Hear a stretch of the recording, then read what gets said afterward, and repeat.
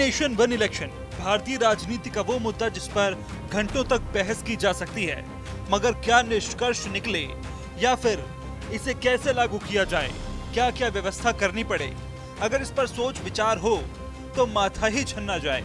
मगर अब one nation one election से जुड़ी सबसे बड़ी खबरों ने राजनीतिक बुद्धिजीवियों और राजनेताओं में खलबली मचा दी है, और वो इसलिए क्योंकि पूर्व राष्ट्रपति रामनाथ कोविंद के नेतृत्व वाली टीम ने पूरे देश में एक साथ चुनाव कराने की जो रिपोर्ट तैयार की है, उसे केंद्रीय कैबिनेट ने बुधवार को मंजूरी दे दी है। इससे संबंधित विधेयक को संसद के शीतकालीन सत्र में पेश किया जा सकता है और सूत्रों के अनुसार केंद्र सरकार 2029 तक देश में लोकसभा के साथ सारे राज्यों के विधानसभा चुनाव करवा सकती है। इस मुद्दे को लेकर सभी राजनीतिक दलों के अपने अपने तर्क हैं। एक तरफ बीजेपी है जो इसके फायदे गिनवाने में लगी है और दूसरी तरफ उनके विरोधी दलों में एक राय नहीं बन रही है। आदरणीय प्रधानमंत्री नरेंद्र मोदी जी ने जो देश की जनता से वादा किया था कि हम मितव्ययिता और देश की प्रगति को तेजी लाने के लिए वन नेशन वन इलेक्शन शीघ्र ही लागू करेंगे, आज केंद्रीय कैबिनेट ने पास कर दिया है। उत्तर प्रदेश की जनता की तरफ से हम हृदय से स्वागत करते हैं और माननीय प्रधानमंत्री नरेंद्र मोदी जी का आभार प्रकट करते हैं। इससे देश और प्रदेश के विकास को भी गति मिलेगी और चुनाव में जो खर्चे होते थे उन पर भी रोक लग सकेगी। देखिए, एक देश एक चुनाव, ये भारतीय जनता पार्टी के एजेंडे में शामिल है।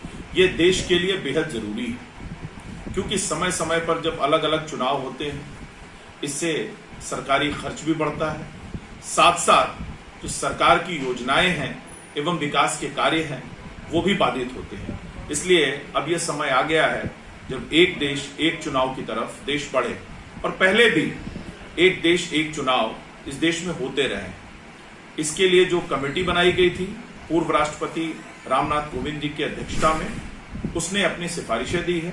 सरकार ने उन सिफारिशों को मंजूर कर लिया है, कैबिनेट ने मंजूर कर लिया है। आने वाले समय में इस पर बिल भी आएगा और इसको लेकर सरकार आगे भी बढ़ेगी। विपक्ष लेकिन इसको लेकर लगातार विरोध कर रहा है। वो ये कह रहा है कि जो सरकार है, चाहे केंद्र सरकार, ये मनमाने तरीके से ऐसी चीजों को लाने का काम कर रही है, हम इसका विरोध करेंगे। देखिए, जब देश आजाद हुआ तो 1952 से लेकर 67 तक इस देश में एक साथ ही चुनाव हुए, लेकिन अलग अलग कारणों से फिर ये चुनाव विधानसभाओं के अलग होने लगे, लोकसभाओं के अलग होने लगे, लोकसभा के अलग होने लगे। आज भी लोकसभा के साथ 5 राज्यों के विधानसभा चुनाव हुए थे। तो ये कोई नई चीज नहीं है, और जिन विपक्षी दलों के पास जनता को बताने के लिए कुछ नहीं है, कोई ऐसा कार्य उन्होंने नहीं किया जिसको वो जनता के सामने रख सके, तो ऐसे लोग इसी तरह के मुद्दे पर अनर्गल राजनीति करते हैं और बयानबाजी करते हैं। सपा ने भी वन नेशन वन इलेक्शन का समर्थन करने का संकेत दिया है। वन नेशन वन इलेक्शन पर सपा प्रवक्ता रविदास मेहरोत्रा ने कहा कि सपा भी इसके पक्ष में है। हम चाहते हैं कि वन नेशन वन इलेक्शन हो। एक तरफ समाजवादी पार्टी ने वन नेशन वन इलेक्शन को लेकर समर्थन दे दिया है, तो वहीं दूसरी तरफ सपा की साथी कांग्रेस ने भी इस पर अपनी राय साफ कर दी है। कांग्रेस पार्टी ने वन नेशन वन इलेक्शन का विरोध करते हुए कहा कि बीजेपी की संविधान बदलने की सोच बदली नहीं है और वन नेशन वन इलेक्शन के कानून को लागू करके वो वोट के अधिकार को खत्म करना चाहती है। कि भाजपा की जो संविधान बदलने की सोच थी वो अभी भी बदली नहीं है। बार बार वो मंशा, वो भावना निकलकर सामने आ रही है। पहले 400 सीटें लाकर संविधान बदलने की बात कर रहे थे, अब संविधान में देश के लोगों को जो अधिकार मिले, वोटिंग राइट, उसे समाप्त करके संविधान को खत्म करना चाहते हैं। भारतीय जनता पार्टी की ये सोच, वन नेशन वन इलेक्शन का ये कानून पूरी तरीके से असंवैधानिक, संविधान विरोधी है। इस देश के लोगों को जो वोटिंग राइट मिला है, जो संविधान ने दिया है, उस संविधान को समाप्त करके भारतीय जनता पार्टी देश में तानाशाही थोपना चाहती है।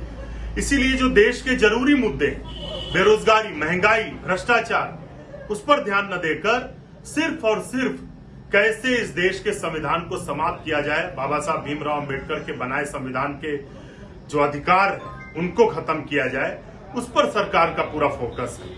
भारतीय जनता पार्टी का ये कानून उसी तरीके से साबित होगा जैसे 3 काले कानून थे जो किसानों के ऊपर थोपे गए थे, वापस लिए गए।